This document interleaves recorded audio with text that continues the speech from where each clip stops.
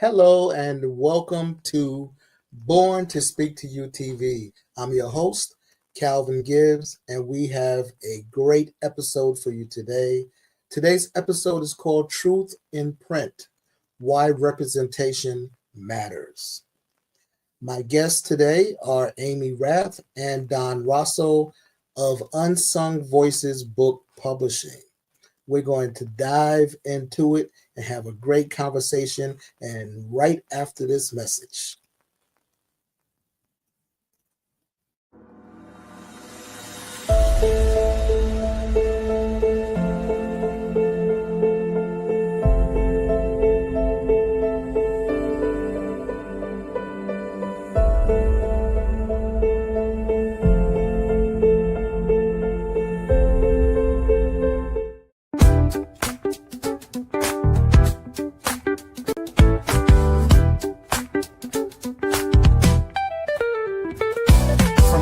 Of Brooklyn, where stories grow wild, to the glow of the stage where the dream meets the child. A quiet flame, a hidden spark, drawn to the words that lit up the dark.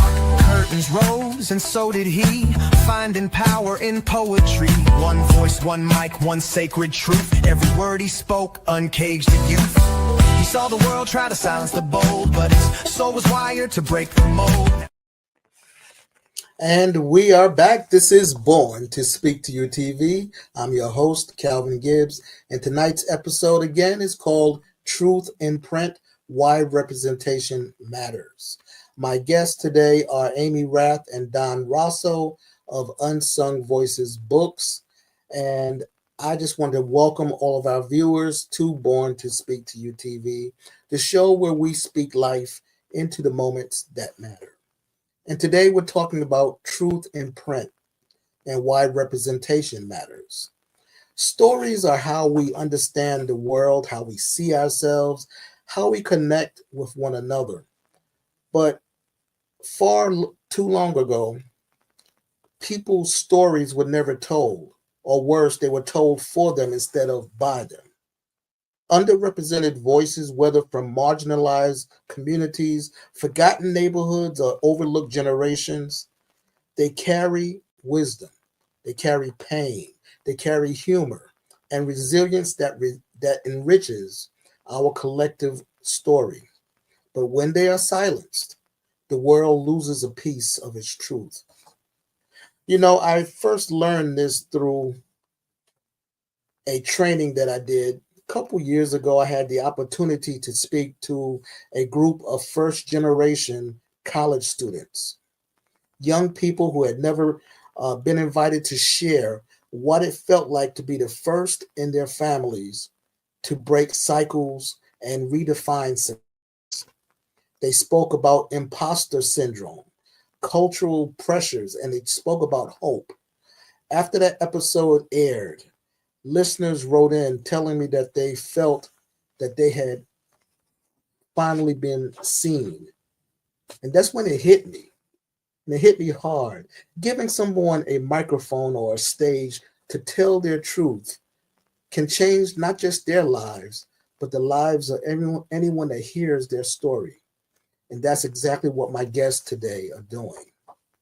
Joining me today are two people who are making a powerful impact in the world of publishing: Amy Rath and Don Rosso, the founders of Unsung Voices Book Publishing.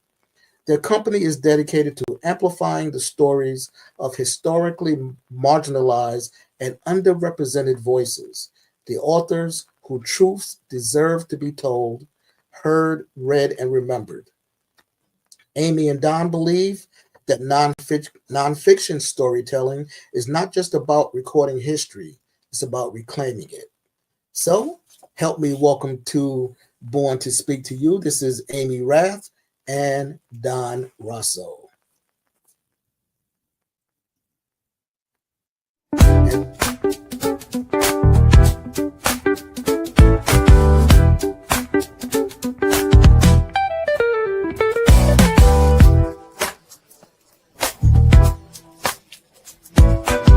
This is Calvin Gibbs, and this is the segment we like to call Born to Rise.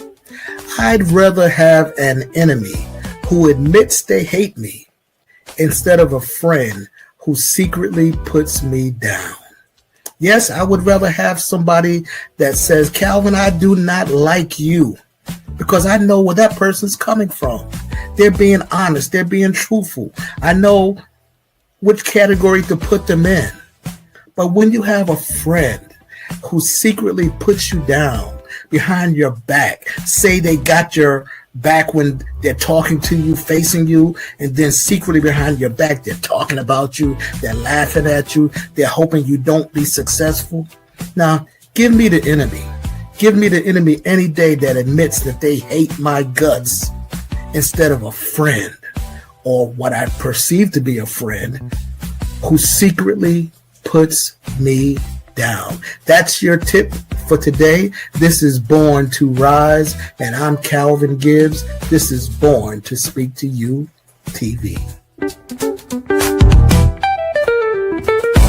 From the streets of Brooklyn, where stories grow wild, to the glow of the stage where the dream meets the child. A quiet flame, a hidden spark, drawn to the words that lit up the dark.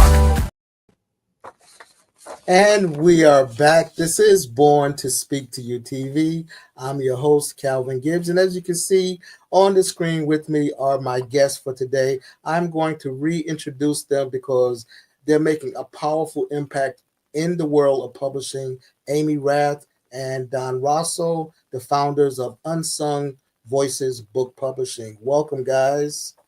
Thank you so much.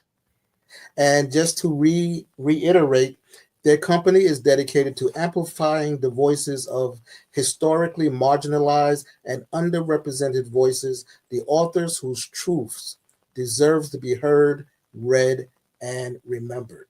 Okay, and I have had the pleasure of knowing both of them for a couple years now, and I fell in love with the theory behind Unsung Voices books. I believe in your mission.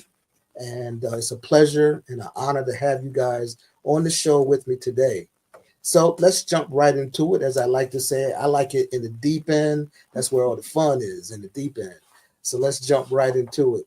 What inspired the creation of Unsung Voices books? Was there a particular story or moment that made you say, yes, we got to do this? And either one of you can answer. I will go first, and then Don can certainly fill in as well. So we have known each other for a lot of years, Don and I have. And sorry, my dog just decided to join this as well. So if you see a fuzzy nose pop up, that's what's going on. We've known each other for a lot of years and both really believe, we love to read, we love to write, we love everything about books. And we both really felt like, if there was kind of sort of one thing we could do in the world, what would it be? And that would be to amplify voices whose stories don't get told as often, exactly like you were saying. After sort of kicking the idea around for a little bit, going, this is crazy, we're like, you know what, life is short, why not just jump in and do it? And we've taken it from there. Don, what did I miss? Really, it was an interesting moment of kismet. Amy has a long background working with small companies and helping them with development. I have a long background working in book publishing. And so we started talking about this, realized that we bring two very different skill sets to the table, but they're two skill sets that are really complementary. And as Amy mentioned, we're both pretty passionate about making sure that there are a diversity of voices out there and, just kind of using the skills that we've developed to help those voices get heard, as you've suggested earlier, in their own terms, not letting somebody else be in charge of telling their stories for them. Sounds good. Now, publishing can be a gate-kept word. So I looked that term up to make sure I'm using it. You are using it. Yep. So what challenges have you guys faced in trying to open those gates for underrepresented authors? Because I know it's got to be some challenges. There is a lot. So really there's three main forms of publishing, and we focus on traditional publishing, which is where you work with a publishing house, and they put up all of the costs to edit the books, to make sure the books are printed, often design the books. And that is probably the most gate-kept of the paths to publishing. There's also self-publishing, and then there's sort of this thing in between the two, a middle ground that's called hybrid. In traditional publishing, you've got your big publishing houses like Random House, Penguin, those industries. And the costs are not small. And that's everything from the paper, from binding the books, from shipping the books, to distributing the books. So I would say, and Don, you can absolutely chime in with your thoughts as well, but cost is one really significant factor where if you are talking about a smaller press, 500 copies, even, just 50 copies, and sometimes some of our runs are small like that, at least to start. Really, when you're competing with outfits that are publishing thousands, tens of thousands of books, cost can be a big prohibitor. So that's why we really believe that our job is to help defray those costs and to help navigate a system that is pretty opaque, because you don't really see a lot of workshops by the big publishers helping people break into this industry. So I know I named a few things, but Don, you've been in this industry, so I know you've got a lot of thoughts to share. Yeah, as far as gatekeeping, really one of the biggest problems with the book publishing landscape is that it is dominated by a small number of companies. In our business, we have a big five, capital B, capital F, that account for about 85% or so of the books that you see on the shelves at your average bookstore. Now, obviously, those companies are so large and they're all publicly traded. They have to be able to make money. And so the books that they choose to publish are books that are going to appeal to the widest range of readers. But that means that some of these voices that we're talking about, marginalized communities in the United States, smaller international communities, aren't going to make those minimum runs that they're looking at in order to appease their shareholders and appease their higher ups. So what we try to do is look at those, say this is a story worth telling. And as Amy suggested, even if they have to be very small print runs, we're going to get those out there, and we're more in a position to do that because we don't have those financial pressures coming down on us from up top. Okay. Don, as I was listening to you, I was thinking to myself, it really sucks that, and I understand business is about making money. I get it. I'm all for it.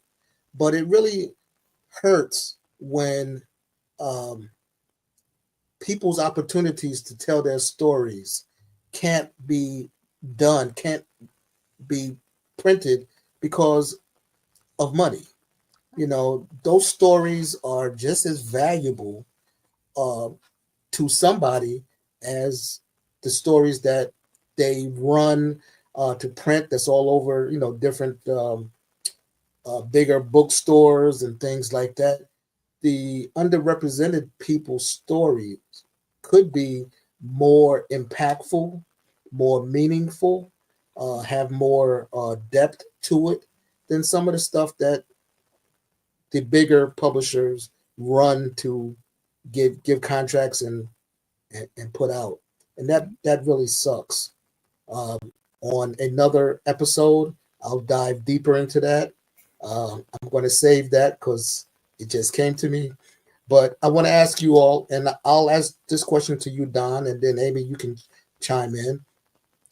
Don, how do you ensure that authenticity when helping authors tell their stories come from personal or cultural trauma? That's a great question. And there's always, in any publishing endeavor, no matter what kind of book you're publishing, there's an inherent trust between the author and the publisher. You both have to trust each other that you have the book's best interest at heart.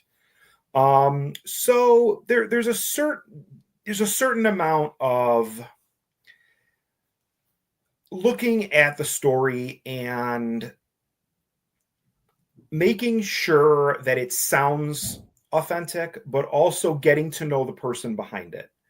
Making sure that you have a good rapport with this person, that not only does the story read well and read like something that somebody else is going to relate to, but that you also have that connection and that relationship. I'm a big fan in both my day job as well as Unsung Voices. To businesses are built on relationships. Anybody who says it's just business, it's not personal, is kidding themselves. And so, yeah, I think that's a big part of it, is that personal relationship. Okay, I love that. I love that. Amy, anything you want to add to that?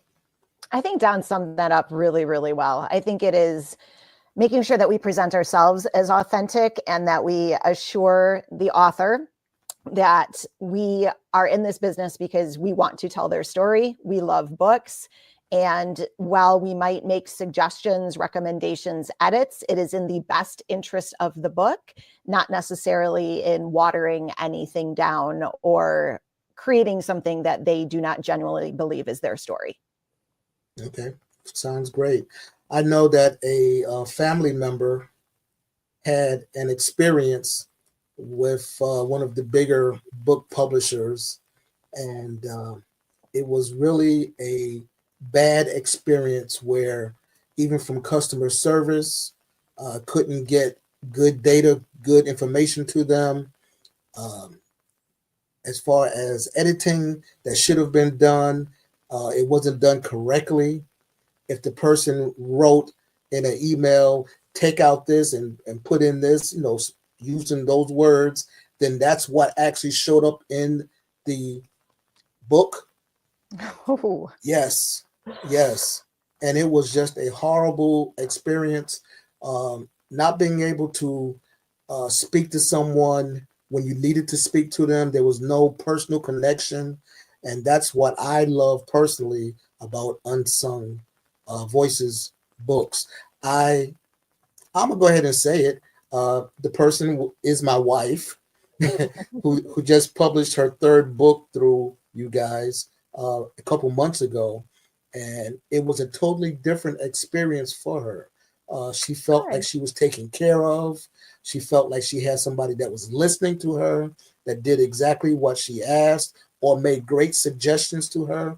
It wasn't a rush to, send me your money and, we'll do everything else for you. And then they don't do it. So on behalf of my family, I just want to say to you guys, you took very good care of her, and she's very happy with the end result. Okay. Amy, can you share a success story, a moment when you realized that giving a platform to an author really made a difference? All of them is honestly going to be hard for me Good to answer. Good answer. Yeah, to pick just one. And we are so fortunate that in a lot of conversations, we'll be talking with somebody who maybe has held a story inside of them, wanting to tell it, but just has not found sort of that trusted partner yet. And our initial conversations with authors is always, we will answer any question. We're going to tell you about ourselves. We want you to decide whether we are the best fit for you. And, no high pressure or anything like that. And it's such a absolute privilege. And I'm going to probably get teary-eyed when you see those authors say, they sort of like take this breath and go, okay, this is what I want to say. And it might be their own personal journey, or it might be in memory of somebody who really inspired them, who has passed on. But you can just see that it is something that they have had inside of them, in some cases for decades, and they're trusting us with that information before, we talk about the mechanics of writing or due dates or contracts or any of that. yeah, genuinely everyone, but that moment is something that I view as really successful, because if there's something that I set out to do, it was let me be that gateway in order to get this thing that's inside of you out into the world. Okay, sounds great. Sounds great. Now, for a lighthearted question, some humor, I've realized that I can't always ask the hard-hitting questions, but be honest, what's harder? What's actually harder, editing someone's deeply personal memoir or trying to explain uh, to your family, let's say, what a publisher actually does? Oh, that's a good question. No, I think that's an easy one. I think that's a very easy one. Go ahead. And it's the former. As far as explaining what publishing is and what we do and what kind of services we provide, I've been doing that for 25 years. I've got that speech nailed. But as far as taking somebody's individual story that I personally have no ownership over, I have, as you know, Amy used the word privilege, which is exactly the correct word, that I'm being trusted to bring this story into the world. And to make sure that as I'm cleaning up language, as I'm making this story accessible to a wider audience, to make sure I don't lose any of what that is. I'm not inserting my own voice where it doesn't belong. Every editor works with that. That's what we do.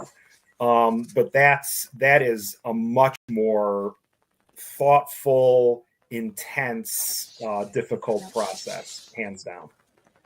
Okay. I would agree with that, particularly with some of the first time or newer authors, where you also want to give some coaching and trying to walk that line of firm but gentle, where, again, you sort of want to make sure that that book is accessible, but you're trusting to hold on to their voice. And if they ever want to write another book down the road, hoping to impart some knowledge where if you ever decide to do this again, here are some things that might make that journey a little bit easier for you. Okay, sounds good. Thank you for that. I know that you mentioned earlier that some of the bigger publishing houses require money down, a certain amount of money down, and it's all about the money up front and things like that. Have you ever come across people that are a bit skeptical because that's not the model that you use? Yes. Skeptical is the right word. I think that since a lot of the authors we work with are first-time authors or inexperienced authors who aren't quite as familiar with the overall publishing landscape and how the industry works, I think that a lot of them have experience in sort of the self-publishing space. And so they assume that that's how it all works. And I have to say, just to give a little bit of clarification, when I'm talking about those big five publishers, they don't work in that model. They actually work in a similar model to what we're doing, in that they will actually, in many cases, for more established, desirable authors, they will get into bidding wars where they are putting money out in order to get these books. That's not our space, but that's not our space. We're working with smaller. The whole point of our endeavor is that we want people who the larger publishers are ignoring.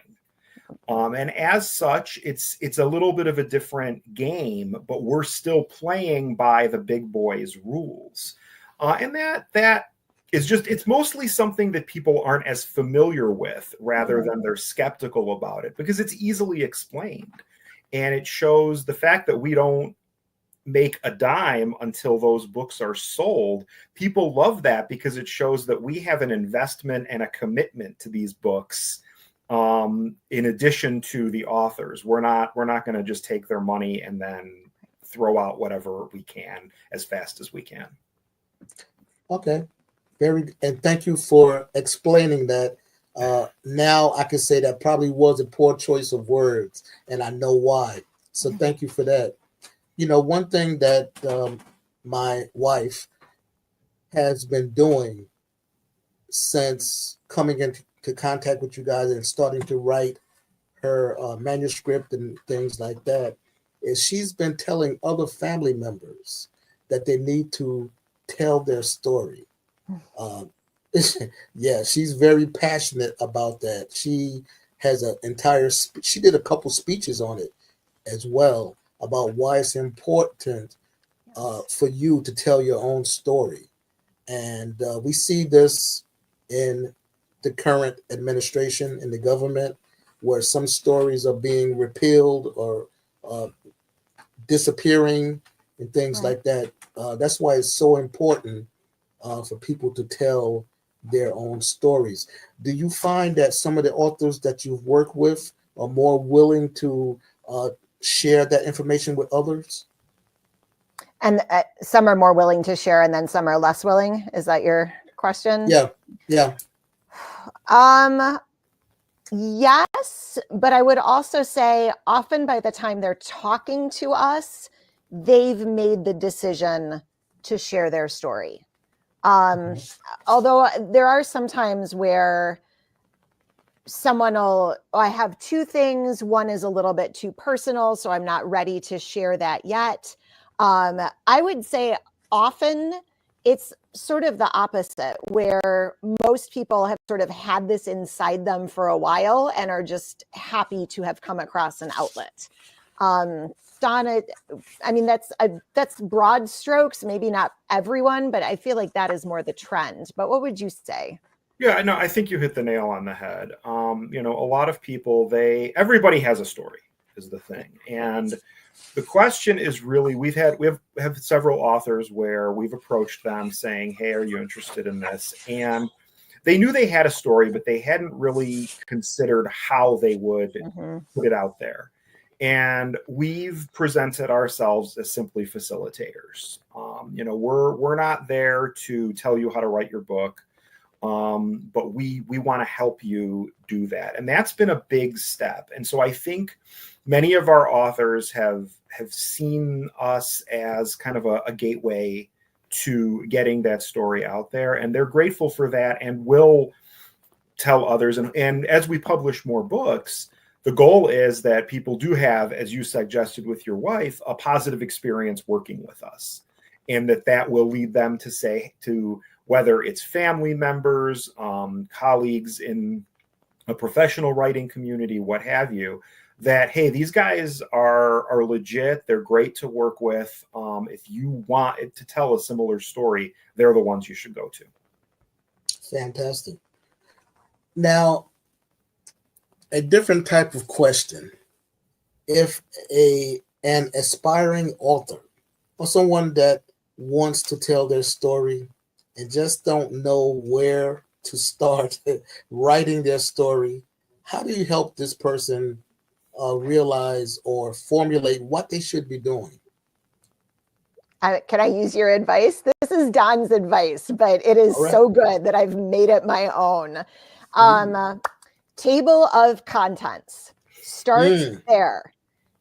If you start with, this is what I want to tell. So some sort of mission statement overall, like some sort, I want to tell the story of my life. I want to talk about my childhood. I want to talk about my great-grand, like whatever that is. And then, so a book is different than other forms of writing. You might have had a blog. A book is different. You might have written articles. You might have written speeches, short stories. A book is a very different creature. So do your table of contents. Do the arc of the story. Here's where we're starting. Here's what we're going to. Here's where we're ending. Think about how all of these tie together. And that, I mean, that is the number one. Once you have that in place, then you can start filling in. Okay. How'd I do, Don? I love that. And you were right. I mean, you were like so right. That is what you do. You do the skeleton first and then sort of fill it in. Man, that is a golden nugget that I'm going to take with me for sure. For sure. Because I've been trying to get my story out there as a professional speaker. You know, you have to have something out there to sell in the back of the room. And I'm going to use that nugget right there. Thank you, Don, for that. We're going to take a little break right here. This is Born to Speak to You TV. We'll be right back in 1 minute.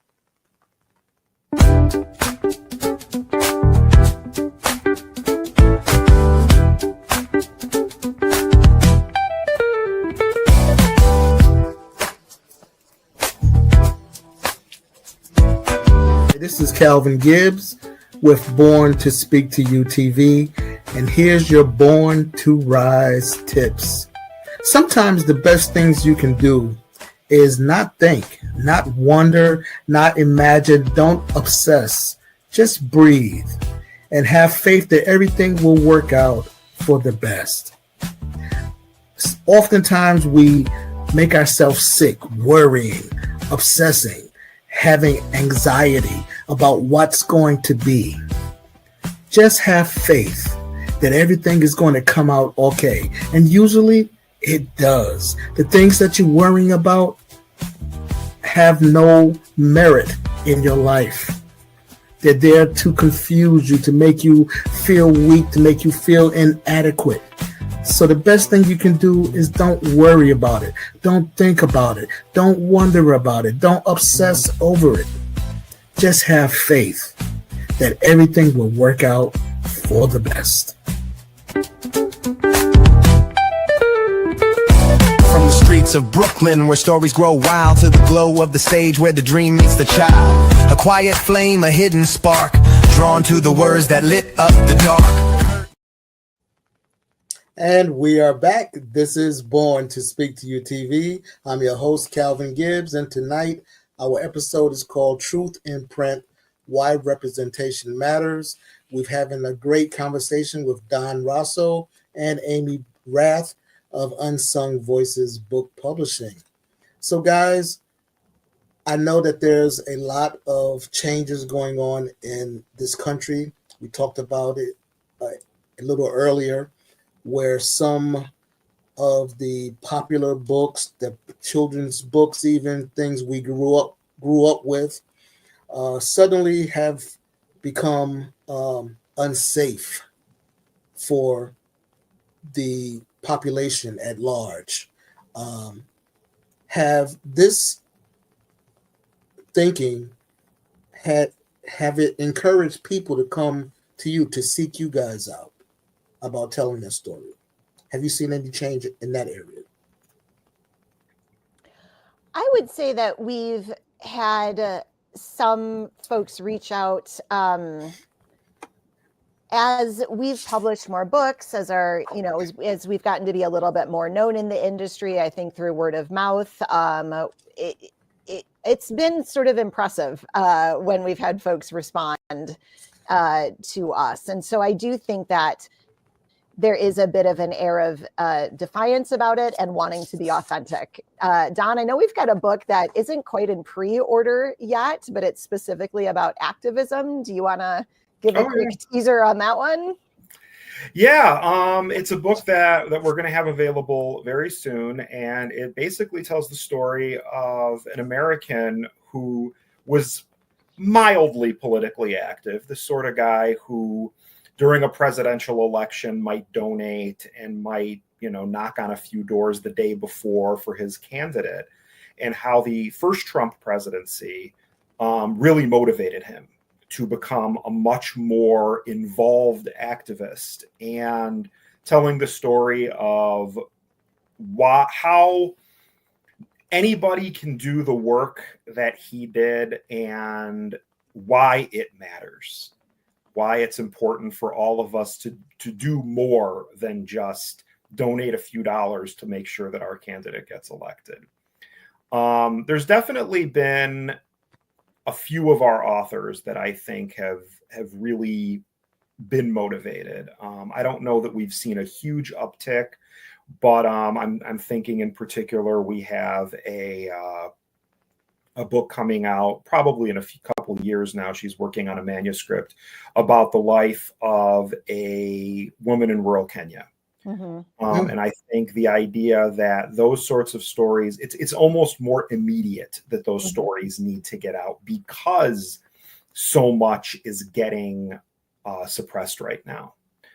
So yeah, I think there's a little bit of immediacy. And another example that I'll give is the book that we've got coming out. I don't want to say next because we've got a whole lot coming out very soon, but it's a book on the history of various hot button news topics in China, and looking at it from the perspective of the history and literature of China itself, not necessarily how these things relate to an American audience, but looking at the Chinese themselves and why these things are important and have happened the way they did. And the subtitle of the book is The History That Beijing Does Not Want You to Read.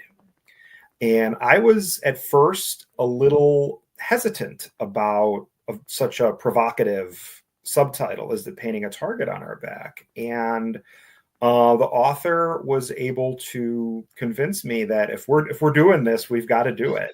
We've got to have the courage to put it out there. And he is, run the stories that he's telling run counter to the official narratives of Chinese history that the Chinese Communist Party is putting out there. And we need to make people aware of that's not the only way to interpret these stories. There is a lot more going on that they aren't telling you. And so I think that's the courage is really what came out of that for me. Both that and the activism book that I'm talking about is that it does take courage in this day and age to put these out there. There are going to be people that are, not going to be in favor of these stories coming out, but that we can't let that stop us, and we can't let that stop our authors from putting their voices out there. That is correct. I applaud you for going forward. I actually went to your website and I saw that book about the Chinese culture. I've studied a lot of Chinese culture, their ancient histories, and their rulers, and I have a lot of Asian friends, and I've always been enthralled with how things were and how it is now. Some people think that it's a better place than it was 50 years ago. Other people would definitely challenge that type of thinking. So I can't wait for that book to come out. I definitely want to, thumb through that one as well. And thank you for having the courage to go forward with it. Now, a lighter question for both of you, because you got to have some fun, right? If your publishing house were a person, what kind of personality would it have? The bold truth teller, the wise old storyteller, or the friend who always says, "You're not going to believe what happened next"? If your publishing house had a personality, what would it be? The bold truth teller, the wise old storyteller, or the friend who always says, "You are not going to believe what happened next"? All right. I have an answer. So do I, and I want to hear yours first. What's your answer, Don? You want to hear me first? I would say the third one. Okay, the friend who always says. The friend who always says, "You are not going to believe what happened next," who just gets very excited about the story and keeps it going. So, Okay, what'd you say? That's my answer as well. And a big part of that is the other two are people who are telling the stories, and that's not what we're doing. Yeah. We are the friend who is telling the other story, the other person's story as they experienced it. So I think we can't emphasize that enough. We're taking the back seat to the person who experienced it directly. Okay, can I interject with something? Sorry, I just need to interject. So what you just saw was something Don and I discovered when we started working together. There is a lot where we were on the same page. And I think that's part of what makes the business successful, is that even though we've got two very different skill sets and approaches, we both see the mission sort of the same way. And so I was wondering if we were going to have the same answer. I think that, not that we don't have our disagreements, but I think at the heart of things, we're both kind of steering the boat in the same direction. Yep. Well, that's always a very good thing when you're going in the same direction. You can get there a lot faster. I hope so. So the next question, what is the funniest or most surprising story idea that you've ever received from an aspiring author? You guys got to have some good stories. The funniest or most surprising is? Yes, story idea that you ever received from an aspiring author. Yeah, that's a tough one. It's a tough one because we tend to publish pretty serious nonfiction. Right. The people that come to us, you used the word trauma earlier. There's that kind of stuff. These are pretty heavy topics that we work with. I'll put a little bit of spin and not answer the question directly. I will say that some of the funniest stories that we've encountered were definitely in the very first book we published. And which the first book we published, which is called Tales of Kohler Hollow. It's the oral history of an African-American family in rural Appalachian, Virginia. And she tells the story of her family going back 5 generations, living in the same place on the same homestead. And what makes these stories so powerful is that they're we keep using this word, but it's the best word, authentic.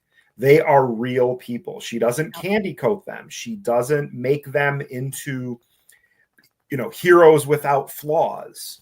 And because of that, you get some stories. And I mean, some of them will make you absolutely reach for a box of tissue, but some of them you will laugh out loud because every family's got those characters, right? And she sure found them and was able to express them through her stories. So definitely that book made me laugh more than once. Yeah.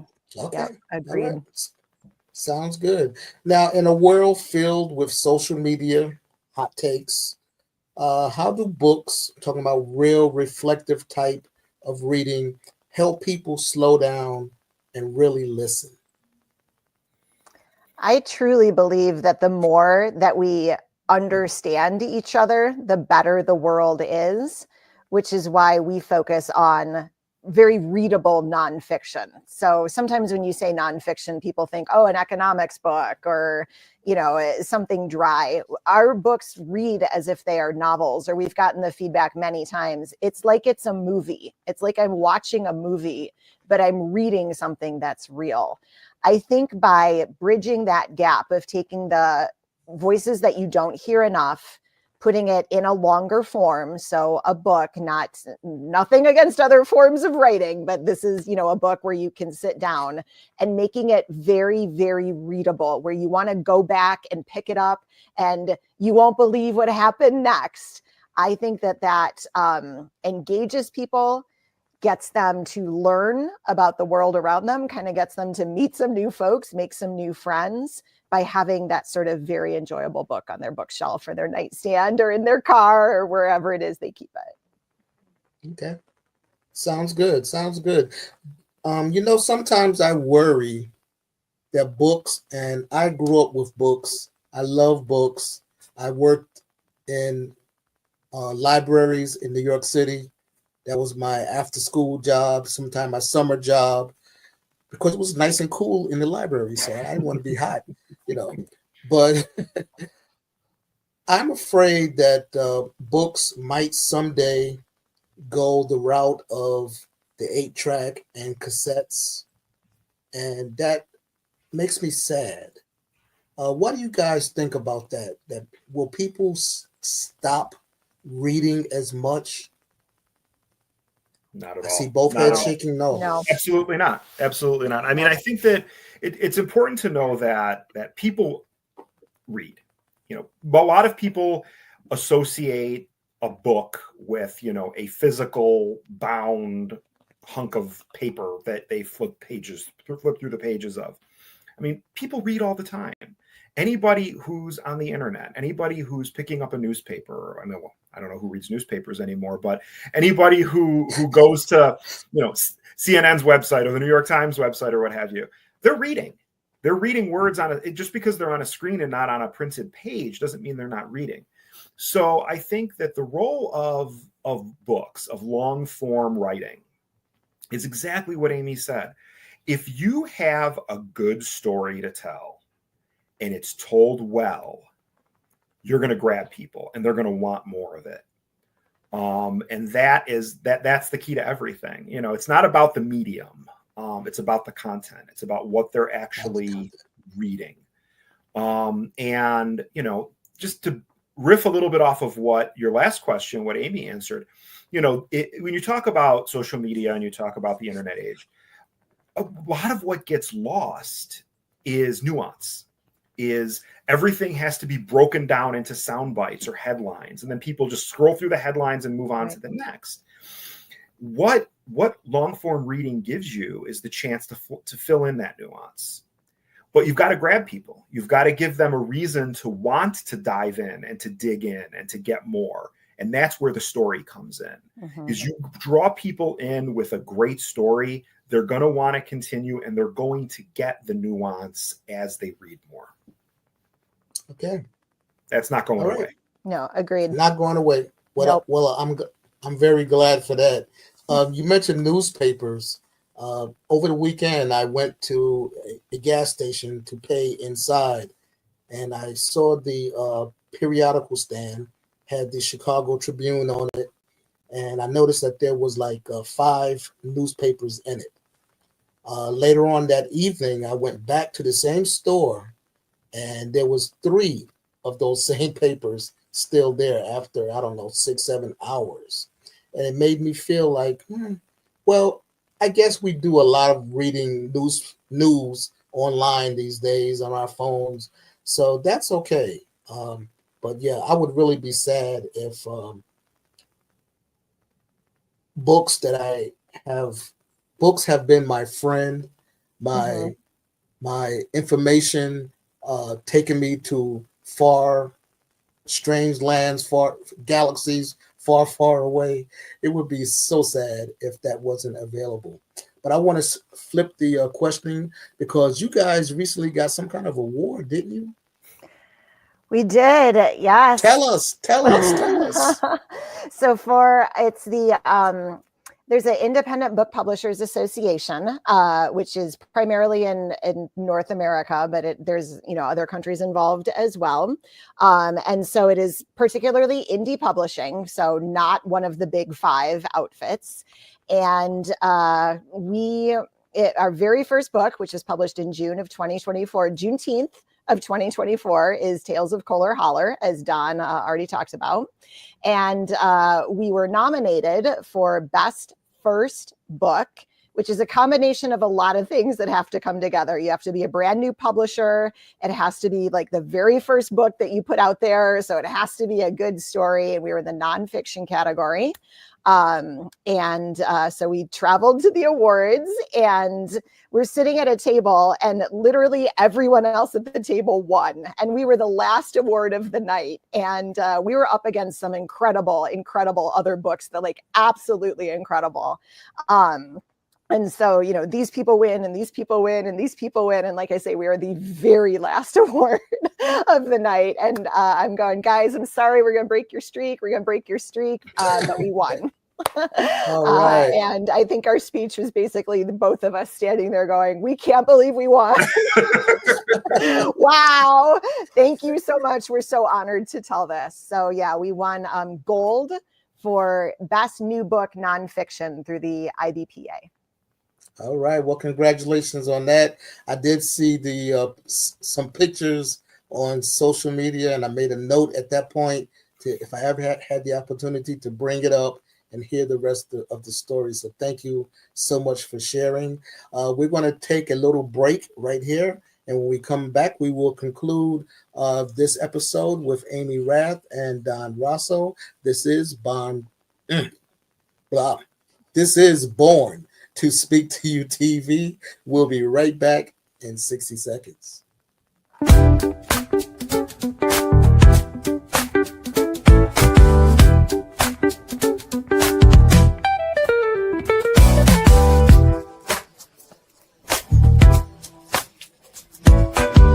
I'm Calvin Gibbs. This is Born to Speak to You TV. And here is the segment we like to call Born to Rise.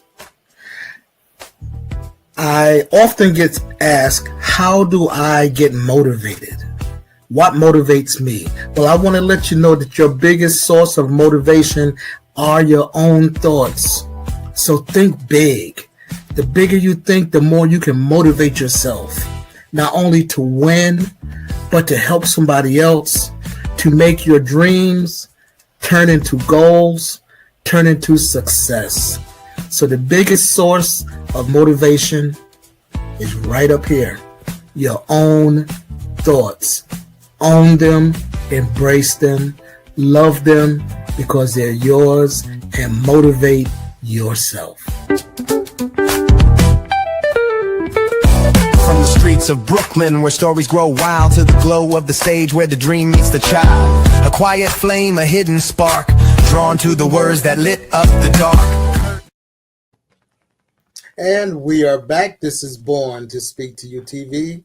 I'm Calvin Gibbs, and today's episode, Truth in Print, Why Representation Matters. What a great conversation I've had with Amy Rath and Don Rosso of Unsung Voices Book Publishing. Guys, for those that want to connect with you, collaborate, and even publish their own Unsung Voices books, how can they reach you? Our contact information is on our website, and I know it's a long one, but it's just the name of our publishing house, so unsungvoicesbooks.com.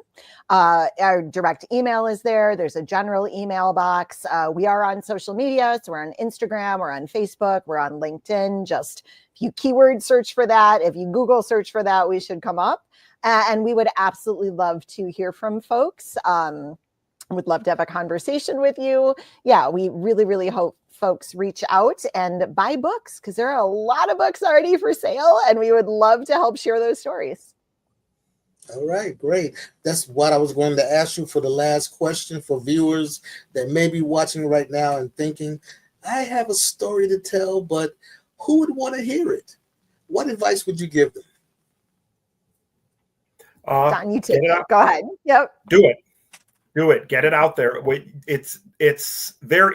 Nobody in this world is completely alone and unique. Everybody connects with everybody else, and there's going to be somebody who's going to read that story and see themselves in it.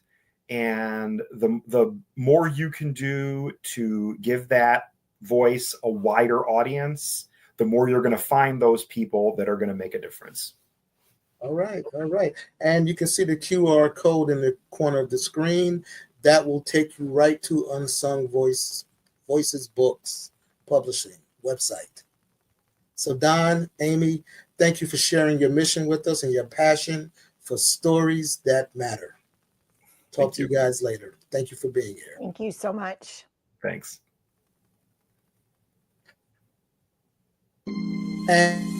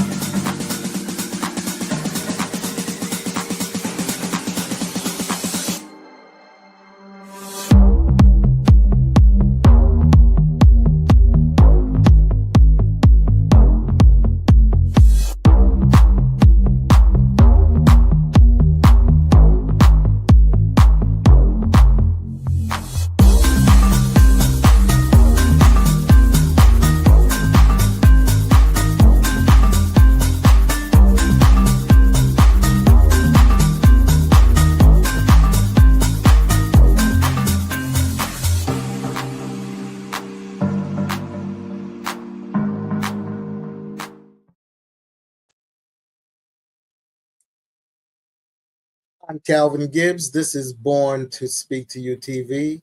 What a great conversation I've had today with Amy Rath and Don Rosso from Unsung Voices books. This episode, Truth in Print, Why Representation Matters. Representation matters because we have to tell our story. We cannot let anyone else tell our culture, tell our stories, tell our religion, tell our family secrets. We must do this ourselves, not only for ourselves, but for future generations to come. And as we say here on Born to Speak to You TV, we need to do it because we need to speak life into the moments that matter. So many stories are not going to be told. And I want to thank DFN Broadcast Studios for this opportunity to present this show. The QR code in the top left of your screen there will take you to the Born to Speak to You social media page. There you can consult with me. You can send me comments about the show, the episode. You can like it, not like it. Tell me what you would like to see, or perhaps you would like to be a guest. Again, the QR code is up at the top, and the motto of Born to Speak to You TV is speak life into the moments that matter, and I will see you at the very next episode. Thank you for tuning in.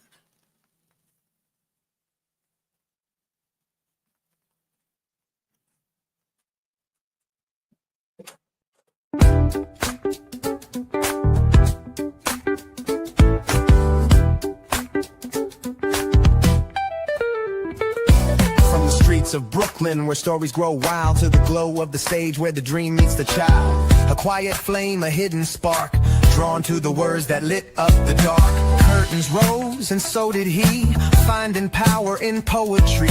One voice, one mic, one sacred truth. Every word he spoke uncaged the youth. He saw the world try to silence the bold, but his soul was wired to break the mold. Now he walks in purpose, pure and true. He was born to speak to you. He's got that rhythm in his truth, that fire in his flow. Speaking life into the moment, watch it grow. Every phrase